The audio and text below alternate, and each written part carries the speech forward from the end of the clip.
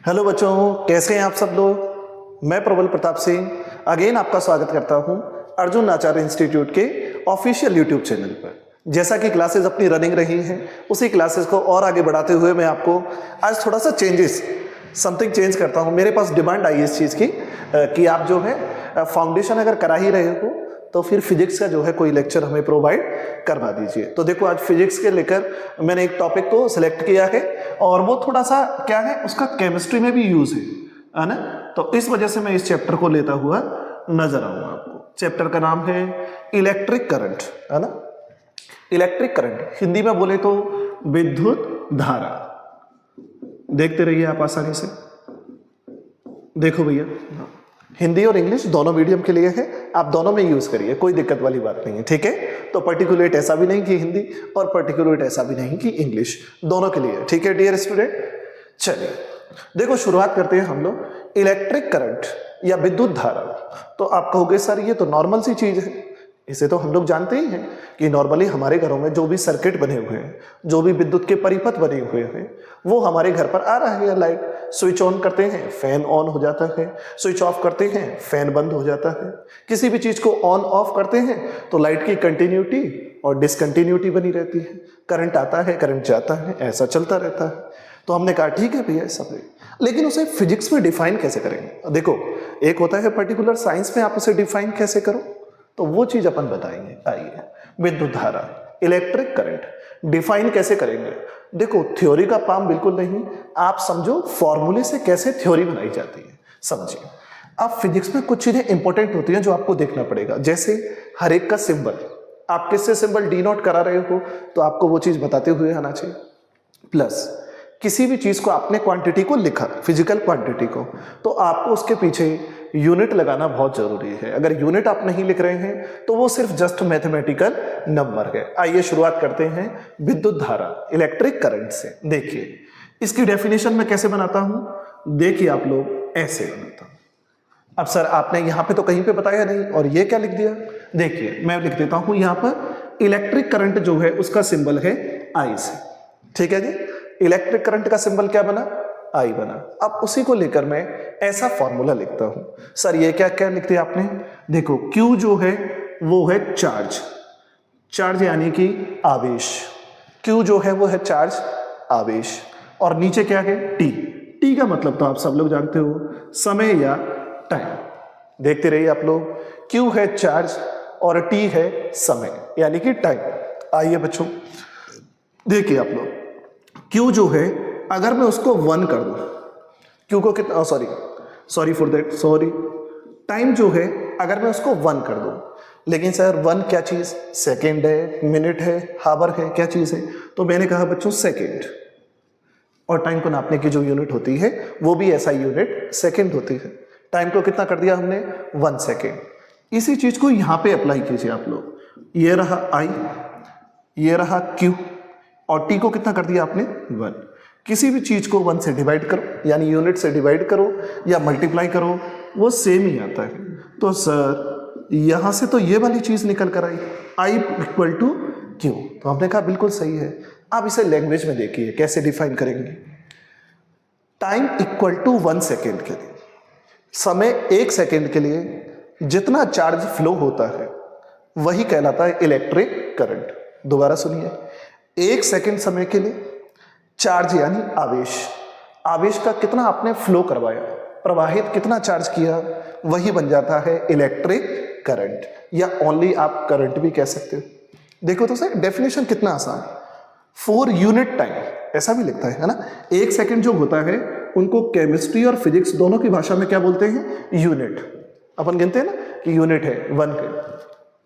तो 1 सेकेंड के लिए आप जितना चार्ज फ्लो करते हो वही चार्ज किसके बराबर होता है, इलेक्ट्रिक करंट के बराबर होता है। तो ये तो बहुत बढ़िया बात रही, यानी 1 सेकेंड के लिए चलाओ आप, और 1 सेकेंड के बाद आप आवेश देखो कितना है, कितना चार्ज है, वही है इलेक्ट्रिक करंट।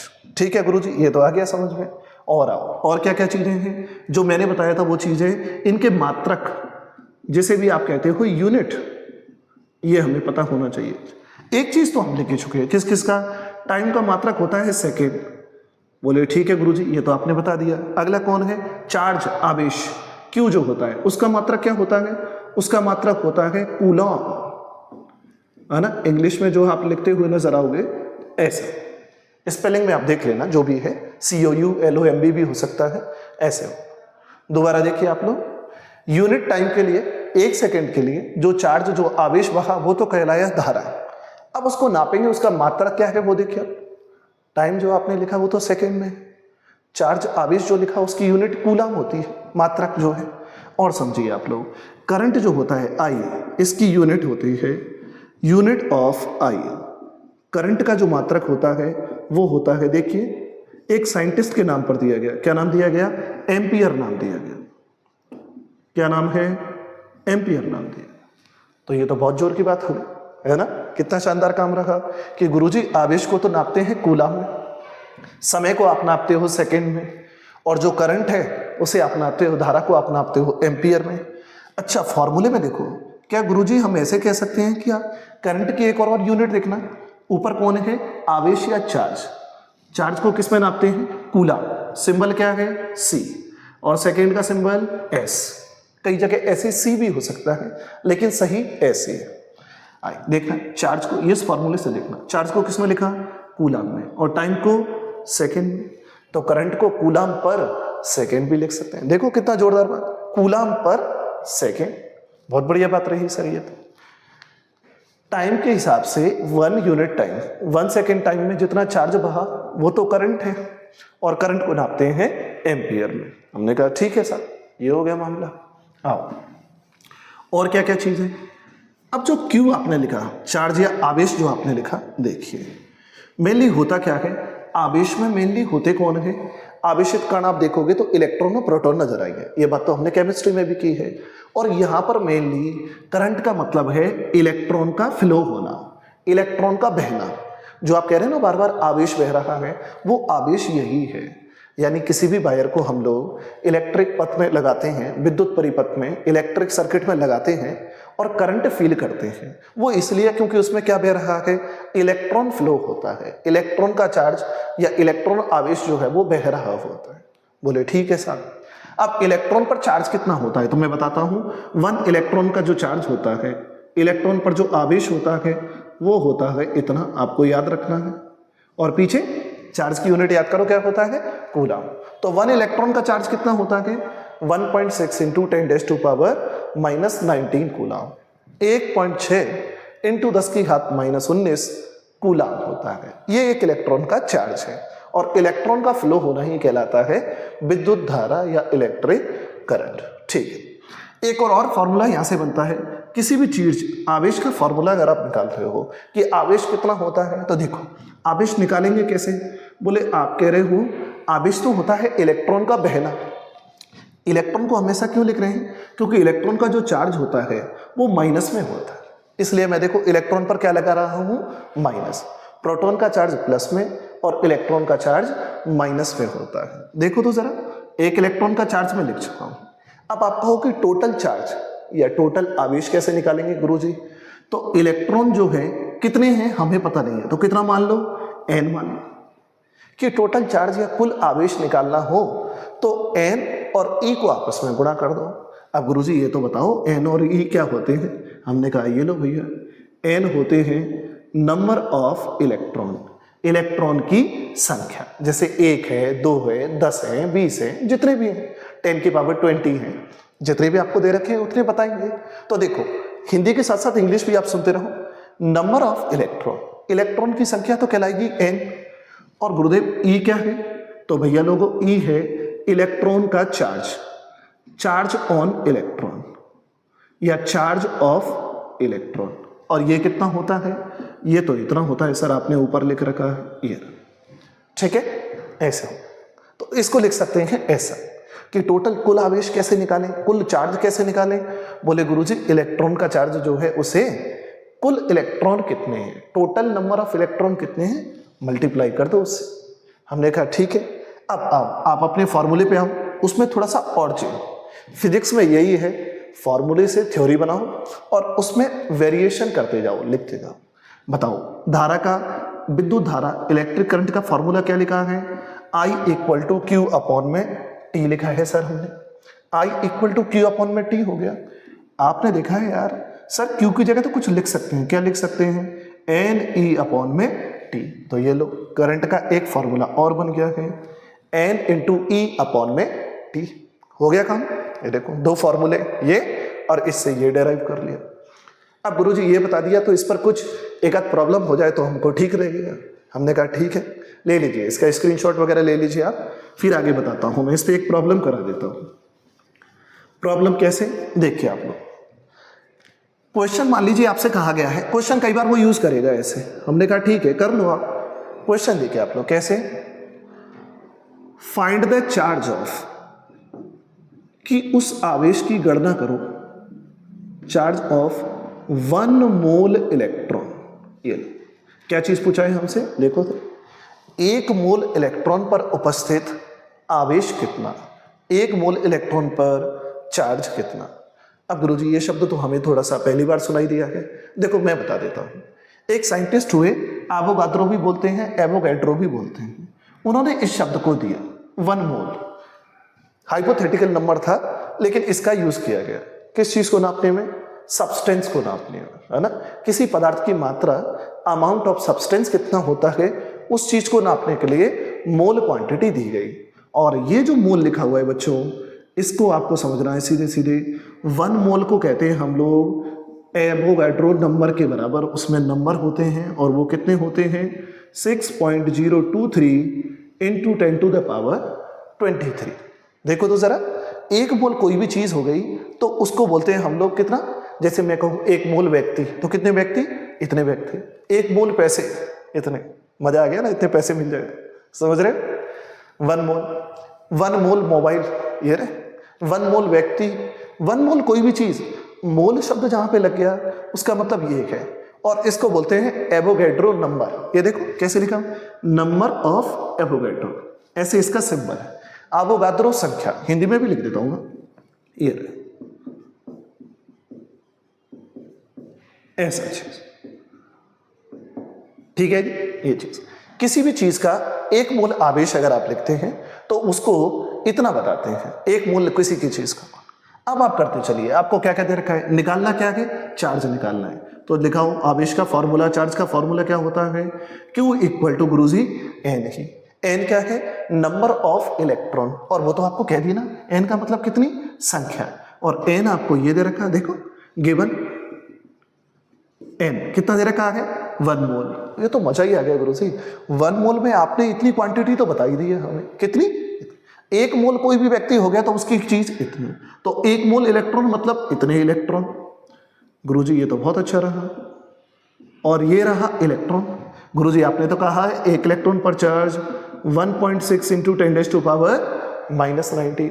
माइनस तो सिर्फ ये बताने के लिए है कि इलेक्ट्रॉन का आवेश या चार्ज ऋणात्मक या नेगेटिव होता है। ठीक है बच्चों, क्या चीज हुई, यहां पर मैं माइनस क्यों नहीं लिख रहा हूं, क्योंकि माइनस का मतलब तो इतना है, माइनस के मायने तो इतने हैं कि जो है इलेक्ट्रॉन का आवेश माइनस में होता है। जब आप इन्हें गुणा करते हुए नजर आओगे तो ये 96386 लगभग इतना, और 10 to the power 4 sorry 9 point इतना दिखाई देगा आपको। देख लीजिए आप, 10 की पावर 10 से सॉल्व होती है, सॉल्व करना आता है आपको।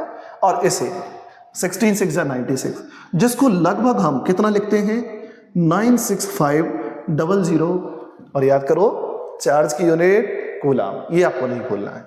और इसी को आगे चल के मैं केमिस्ट्री में क्या बोलता हुआ नजर आऊंगा, 1 फेराडे।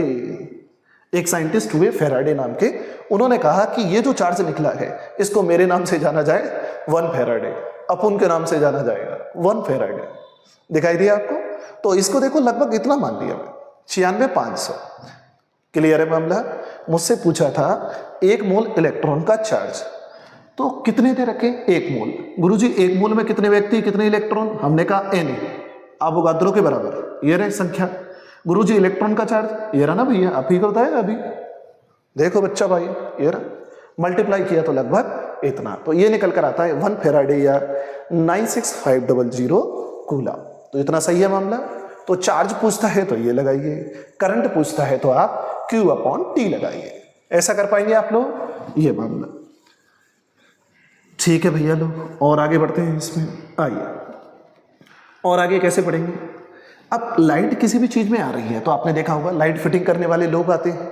वो क्यों आते हैं कि भैया प्रॉपर सर्किट बना के आपको दें, कहीं से वायर ब्रेक नहीं होना चाहिए, कोई तार टूटा हुआ नहीं होना चाहिए, ताकि प्रॉपर सर्किट बने और करंट एक जगह से दूसरी जगह में फ्लो हो जाए। ठीक है भैया। अब कई जगह सर्किट उन्होंने बना के बता रखा है। देखो फिजिक्स में सर्किट कैसे बताते हैं, इस तरीके से लगाइए। यहां पर क्या लगा रखा है, बोले गुरुजी बल्ब लगाइए। बल्ब का सिंबल ये रहा, बल्ब का सिंबल आपको दिखाई देगा। ठीक है, ये बल्ब का सिंबल हो गया। फिर क्या है, फिर आप देखिए इलेक्ट्रिसिटी को मेजर करने के लिए एक इंस्ट्रूमेंट यूज किया जाता है जिसको आप लोग एम्पियर बोलते हुए नजर आते हैं, सॉरी एमीटर। अच्छा सॉरी, क्या चीज हुई, करंट को आप जो नाप रहे हो उस इंस्ट्रूमेंट का नाम तो है एमीटर, है ना, और जिस वैल्यू में नाप रहे हो वो है एम्पियर। और एमीटर आपको बताएंगे कि ये सीरीज कॉम्बिनेशन श्रेणी क्रम में लगता है। ठीक है साहब, ये हो गया। और क्या हुआ, गुरुजी बल्ब में करंट कहाँ से आएगा, तो हमने कहा बैटरी बना दो। गुरुजी बैटरी कैसे बनाते हैं, बैटरी ये देखो बड़ा वाला से चार्ज प्लस माइनस, ये सिंबल होता है सेल का। ये सिंबल बनाना आप सीखेंगे, बड़ा वाला पार्ट प्लस और छोटा वाला माइनस, जिनको हम कैथोड और एनोड कहते हुए नजर आएंगे। ठीक है सर, इन प्लस माइनस ये तो है सेल का सिंबल। और बैटरी क्या होती है, किसान टॉर्च क्या होती है, सेल को एक से ज्यादा बार जोड़ दो तो ये बन गई बैटरी। तो ये रही आपकी बैटरी है, ये लो बैटरी। ये क्या है, बल्ब। ये क्या है, करंट। कितना करंट चला, हमेशा प्लस वाले से सेल का जो प्लस पार्ट होता है, जो धनात्मक भाग होता है, वहां से धारा करंट निकलता है। ये करंट बह के निकली, ये लट्टू भैया को जलाई। ठीक है, एमीटर उसे नापेगा कि कितना करंट है। गुरुजी एक वो तो लगाओ स्विच, एक की तो लगाओ, की या स्विच क्या ही हुआ, बटन ऑन ऑफ। इसको खोल देंगे तो सर्किट खत्म, इसको बंद कर देंगे तो सर्किट चालू, धारा चल रही है बढ़िया। चलो भैया, ये तो बढ़िया बात रही। तो क्या क्या चीज हुआ, बल्ब में करंट जाएगा कहां से, सोर्स से। ये गया, एमीटर उसे नापेगा कि बल्ब ने कितनी करंट खाई, कितनी बिजली खाई। ये हो गया। और ये की, ये स्विच ऑन ऑफ की है, यही तो लगा के जाता है। ऑन और ऑफ आप करो तो आपको दिखाई देगा कि भैया बल्ब ऑन है ऑफ है, कितना करंट जा रहा है। अब इसमें एक इंस्ट्रूमेंट मैंने यूज नहीं किया है, एमीटर। आप कह रहे होंगे सर आपने इसमें वोल्ट मीटर तो यूज किया ही नहीं। वोल्ट मीटर आगे बताएंगे आप। अमीटर जो है वो श्रेणी क्रम में सीधे लगता है, वोल्ट मीटर पैरेलल कॉम्बिनेशन, है ना, समांतर क्रम में लगता है। लेकिन किस चीज को नापता है, पहले वो तो समझे अपन। तो ये हो गया इलेक्ट्रिक सर्किट, है ना। यानी हमारे घर में अगर हमको बल्ब जलाना है तो इतनी सारी चीजें होनी चाहिए। करंट से उसे नाप पाएंगे एमीटर से, की उसकी ऑन होनी चाहिए तब करंट बहेगा, कोई लाइट का सोर्स भी होना चाहिए, जैसे हमारे यहाँ जो है ट्रांसफार्मर से लाइट आ रही है। नहीं है तो भैया इन्वर्टर ऑन करो तो इन्वर्टर सोर्स हो, नहीं है तो सेल में बल्ब जला के करो।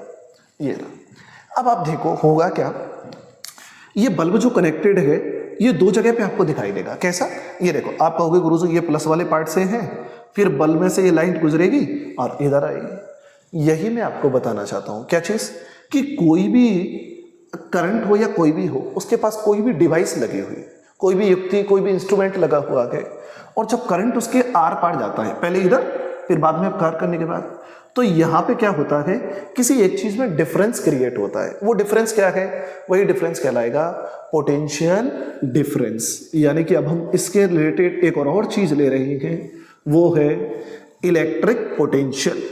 अभी हमने देखा इलेक्ट्रिक करंट, अब हम देखेंगे इलेक्ट्रिक पोटेंशियल, विद्युत विभव पोटेंशियल। और इसको वैसे मेनली इस नाम से जानते हैं, पोटेंशियल डिफरेंस, यानी विभवांतर, ऐसा नाम। ये नाम देखो आप, विभवांतर। अब गुरुजी ये क्या होता है, विभव क्या चीज है? एक्चुअल में ऐसा कहा जा रहा है, एक ओम नाम के साइंटिस्ट आएंगे जिनका नियम हम पढ़ते हुए नजर आएंगे, तो वो क्या कहता है, वो कहता है कि करंट ऐसे ही नहीं बहता, धारा ऐसे ही नहीं बहती, धारा की वजह, धारा को जो जनरेट होने का कारण है वो है पोटेंशियल का डिफरेंस, या कहीं इलेक्ट्रिक पोटेंशियल, विद्युत का विभव। अगर विभव है तो धारा है, यानी ऐसा कहीं विद्युत विभव पिताजी हैं और धारा जो है वो बेटा जी, तो पिताजी होंगे तभी तो धारा होगा। गुरुजी ये कैसे? ठीक है, एक जनरल सा एग्जांपल लेते हैं हम लोग। देखो आप लोग, एक लोहे, कोई मेटल, कोई धातु का सरिया लो, लोहे का सरिया लो, एक कोने पे गर्म करो, धीरे धीरे आपको महसूस होगा कि दूसरे कोने पे भी वो आपको गर्म लग रहा है, आपको गर्म महसूस होने लग जाएगा और थोड़ी देर बाद आप देखेंगे कि आपको और ज़्यादा गर्म महसूस हो रहा है। यानी आप हीट तो दे रहे हो, आग तो दे रहे हो उस कॉर्नर पे, फायर तो दूसरे कोने पे दे रहे हो और आपको रिसीव और महसूस इस तरफ हो रहा है। इसका मतलब कहीं ना कहीं से वो हीट ट्रांसफर हो रही है। अब वो हीट चलती कैसे है? हीट हो या प्रेशर हो, दाब हो, कोई भी चीज़ हो, हमेशा हाई से लो की तरफ चलती है। दोबारा सुनिए क्या चीज़ हुआ। हमारे घर पे, घर क्या, गांव में आंधियाँ वगैरह आती हैं, ये हवा के प्रेशर से आती हैं। तो ये सब चीज़ें होती कैसे हैं? उच्च से निम्न, हायर से लोअर की तरफ प्रेशर, हायर से लोअर की तरफ करंट, हायर से लोअर की तरफ पोटेंशियल, ऐसा होता हुआ आपको दिखा। यानी ज़्यादातर चीज़ें उच्च से निम्न, हाई से लो की तरफ बहती हुई नजर आएंगी। जैसे मैं आपको कहूँ, जैसे ए और बी मान लो कोई दो पॉइंट है, ठीक है जी, मैं यही बता रहा हूँ आपको विद्युत विभव या इलेक्ट्रिक पोटेंशियल या पोटेंशियल डिफरेंस क्यों जरूरी है। अब इस वायर में मान लो आपने करंट चलाया, अब करंट तो इसमें चल गया, धारा तो इसमें बह गई, लेकिन दो व्यक्ति हैं, देखो एक ये कोना, एक ये कोना। कहते हैं धारा इसलिए वही है, इसका और इसका दोनों का विद्युत विभव अलग अलग है, तभी धारा का प्रभाव होगा। और गुरुजी दोनों के बराबर होते तो धारा का मान 0 हो जाता। यानी कि उनके पोटेंशियल में डिफरेंस होना बहुत जरूरी है, उनके विभव में अंतर होना बहुत जरूरी है, तभी धारा का चालन होगा। और उसे दिखाते कैसे हैं? देखो ये कहां से याद करो, का फ्लो जो हो रहा है वो V2 minus V1, final minus initial. तो कैसे दिखाते हैं पोटेंशियल डिफरेंस को? ऐसे दिखा, VB minus V, higher minus lower, ऐसा। करंट फ्लो बता रहे हैं ना हम लोग, विभव तो ये उच्च वाला ये और निम्न वाला ये धारा का चालन हमने बताया। तो उसको दिखाते कैसे हैं? ये। अब आप कहोगे गुरुजी बी क्या है? ये पोटेंशियल जो है इसको बी से दिखाते हैं, ठीक है, बी। तो ये देखो ये क्या है? बोले दो विभव का अंतर है, दो पोटेंशियल का डिफरेंस है, किन किन में? बी और ए के बीच में। और इसको लिखते कैसे हैं? फॉर्मूला क्या है? W अपॉन में Q, कि दो लोगों का विभव यहां से यहां आता है। देखो करंट का मतलब है मैं चार्ज या आवेश को उठाकर एक जगह से दूसरी जगह ले गया, ए से उठाकर कहां पर ले गया? बी पर। तो उसे उठाने में कितना काम करते हैं, ये देखो, चार्ज को उठाने में कितना काम करते हैं, वही कहलाता है पोटेंशियल डिफरेंस। देखो मैं दोबारा बनाता हूं इसकी डेफिनेशन कैसे, आप देखना। अगर मैं चार्ज को कर दूं 1 कूलम, गुरुजी सी का मतलब क्या है? आवेश का मात्रक कूलम। अगर Q को 1 कर दूं, आवेश को 1 कर दूं, तो देखो BB माइनस BA क्या हो जाएगा? किसके बराबर हो जाएगा? W के बराबर। ये क्या बात है? एक कूलम चार्ज को, एक कूलम आवेश को A से उठाकर B तक ले, देखो तो सही, कहां तक? यहां से एक पॉइंट से मैंने लिया और उस आवेश को यहां तक ले गए। अच्छा, आवेश का चलना ही क्या कहलाता है? चार्ज का चलना ही क्या कहलाता है? बोले गुरुजी करंट कहलाता है, इलेक्ट्रिक करंट। तो यही तो है भैया, देखो तो सही, ए से उठाकर बी तक ले गए हो, चार्ज को ले गए, आवेश को। तो देखो डिफरेंस कैसा होगा? हायर माइनस लोअर, ये रहा BB माइनस V। और उस आवेश को यहां से यहां तक उठाने में कुछ काम करना पड़ेगा, बस उस काम और आवेश का जो अनुपात है वही विभवांतर को बताता है। और देखो मैंने कैसे किया, अगर आवेश का मान 1 कर दूं तो यूनिट चार्ज, एक कूलम चार्ज को एक जगह से दूसरी जगह उठाकर, एक जगह से दूसरी जगह उठाकर ले जाने में किया गया वर्क या कार्य ही कहलाता है पोटेंशियल डिफरेंस। यानी कि हम चार्ज को एक जगह से दूसरी जगह तभी पहुंचा पाएंगे जब उन दोनों के कोने पर कुछ ना कुछ उनके पोटेंशियल में अंतर हो। तो पोटेंशियल डिफरेंस का होना बहुत जरूरी है। किस चीज के लिए? करंट के फ्लो के लिए। विद्युत विभव है तो धारा का चालन होगा, अगर ऐसा नहीं है तो धारा 0 होगी, है ना। इन दोनों का विभव बराबर हो गया तो फिर जिस आवेश को आप उठाकर यहां से यहां ले जा पा रहे हो वो काम आप नहीं कर पाओ। तो ये तो बड़ी जोर की बात हो गई कि दो लोगों के बीच विभव, पोटेंशियल में डिफरेंस, तो करंट फ्लो होगा, आवेश को ले जा पाओगे, किया गया काम ऐसे हो। W क्या है? ये चार्ज को ले जाने में किया गया कार्य, वर्क। अब आप बताओ वर्क की यूनिट क्या होती है? गुरुजी वर्क की यूनिट तो जूल होती है, काम की यूनिट जूल होती है। आप कहोगे ऊर्जा, एनर्जी की भी तो जूल होती है, तो काम वही तो, दोनों बात तो बराबर ही है। काम तो तभी होगा जब आपके अंदर ऊर्जा होगी, है कि नहीं? तो दोनों की यूनिट सेम होती है, जूल। और गुरुजी और क्या चीज़, आवेश तो कूलम में है। अब बस ये बता दो कि पोटेंशियल की या पोटेंशियल डिफरेंस जो है इसकी यूनिट क्या होती है। तो बहुत ही मज़ेदार, इसकी यूनिट, विद्युत विभव की यूनिट क्या होती है, वोल्ट होती है। और इसको लिखते कैसे हैं, ओनली V से। अब मज़ा आया, 12 वोल्ट, हम कहते हैं इतने वोल्ट का झटका, 440 वोल्ट का करंट, वो यही वोल्ट है, पोटेंशियल का डिफरेंस ये है, तो फिर करंट है। ठीक है, तो इसके होने से करंट का जनरेट होता है। मैं फिर बताता हूं, एक चार्ज, यूनिट चार्ज, एक आवेश को हम 1 कूलम चार्ज को A से उठाकर B पर ले गए, जितना काम किया गया A से B तक ले जाने में, यूनिट चार्ज को ले जाने में जितना काम किया जाता है वही कहलाता है पोटेंशियल का डिफरेंस। और ये देखो, उसे कौन सी यूनिट में नापते हैं, वोल्ट में। और इसको नापने वाला जो है वो इंस्ट्रूमेंट क्या होता है गुरुजी, इसको नापने वाला इंस्ट्रूमेंट होता है वोल्टमीटर। और वो कौन से कॉम्बिनेशन में लगता है, पैरेलल कॉम्बिनेशन में। गुरुजी ये क्या है, इनके लिए मैं एक अलग से वीडियो बनाऊंगा। अपने जो प्रतिरोध होते हैं ना, रेजिस्टेंस, उनको दो तरह से जोड़ते हैं। अब रेजिस्टेंस क्या होता है वो तो आगे आ रहा है, दो तरह के, पैरेलल और सीरीज, तो इनके लिए अपन एक अलग से वीडियो बना देंगे। अभी तो इतना आप देखें, पोटेंशियल डिफरेंस को वोल्ट में नापते हैं, नापने वाला इंस्ट्रूमेंट वोल्टमीटर होता है, और वो पैरेलल कॉम्बिनेशन में लगता है, यानी कि समांतर क्रम में जोड़ते हैं। अगला, इसी के साथ साथ मैं लिखा देता हूं, करंट जो होता है, करंट को हम एम्पियर में नापते हैं, एम्पियर यूनिट है बच्चों, और जो इंस्ट्रूमेंट है वो क्या है, अमीटर है। ठीक है गुरुजी, और ये कौन से क्रम में, ये श्रेणी क्रम में, सीरीज कॉम्बिनेशन। देखो कितनी शानदार बात रही, पोटेंशियल डिफरेंस, विभवांतर को हम नापते हैं वोल्टमीटर से, करंट को नापते हैं अमीटर से। ये लगता है पैरेलल कॉम्बिनेशन में, ये लगता है सीरीज कॉम्बिनेशन। अब आप कहोगे गुरुजी इनके नाम ही नाम बोल रहे हो, इन्हें बताओ तो सही। इनके लिए मैं अलग से आपको वीडियो बनाकर दूंगा। अभी तो इतना मामला ठीक है। ठीक है, करंट हो गया। करंट को पैदा, जनरेट करने के लिए हमने क्या चीज देख ली, हमने देख लिया गुरुजी पोटेंशियल डिफरेंस, विभवांतर देख लिया, ये चीज। अब आप एक और चीज पढ़ लीजिए, इसमें वेरी इंपॉर्टेंट चीज, वो है आपकी ओम्स लॉ। 12th क्लास में भी दे रखा है, फिजिक्स में, और यहां पर भी दे रखा है ना, 10th के लिए, फाउंडेशंस के लिए भी है, एनसीईआरटी में है। ओम्स लॉ, ओम का नियम क्या कहता है, कहता है आप कोई वायर लो, कोई भी वायर, है ना, और उसमें कितना करंट चलाओगे, टेम्परेचर से, टेम्परेचर में कोई चेंज नहीं, है ना, टेम्परेचर कोई चेंज नहीं करना, मटेरियल कोई चेंज नहीं करना, वायर वही की वही रहने देना है। तो उसके लिए उसका करंट ऐसे लिखा जाता है, B proportional to I। Temperature, pressure में कोई चेंज नहीं करना, तापमान, दाब में कोई अंतर नहीं, तो फिर क्या होता है, B क्या होता है, ये तो आपने लिखा है गुरुजी, पोटेंशियल का डिफरेंस।